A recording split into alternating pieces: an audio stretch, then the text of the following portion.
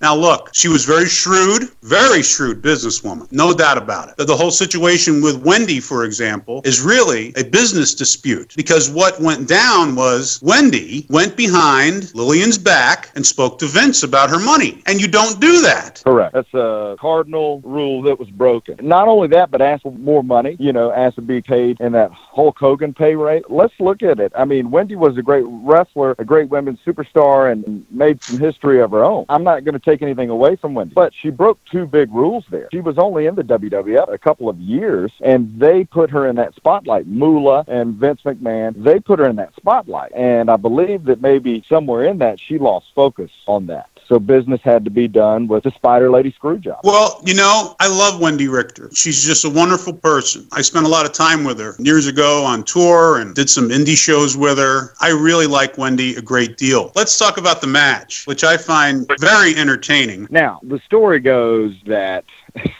that Wendy didn't know, and that Penny was in the back, and then at the very last second, she and Moolah switched costume and went out there and made sure that the women's championship was back, or at least off of Wendy for what she had done for Vince McMahon. But Carmine, there's different variations of that story as we've seen throughout the years and heard throughout the years. Well, Wendy claims that she had no idea that it was Moolah under the mask, which is very difficult to believe that she's having a match with somebody and she doesn't realize who it is, right? It's very difficult. Can I stop you for just 1 second there and just say, how many matches do you think she and Lillian had with each other? Right. Before that, I just can't even believe the audacity of that comment that I didn't know who was under the hood. I mean, you know as well as I do from being in the ring. You would know instantaneously if you had been in the ring with somebody that much. She didn't recognize Lillian's perfume? Come on. Right. Come on. I mean, that was a signature smell, brother.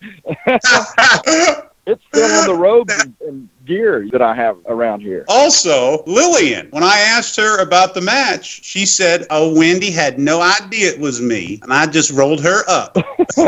So Moolah also kayfabed it. Wendy is very outspoken about Lillian, but when it comes to this match, she completely kayfabes it, still to this day. And Moolah did too. I find that very amusing. You're right. Moolah did as well. I think it sounded more badass to Moolah that, I just went in there and kicked her ass.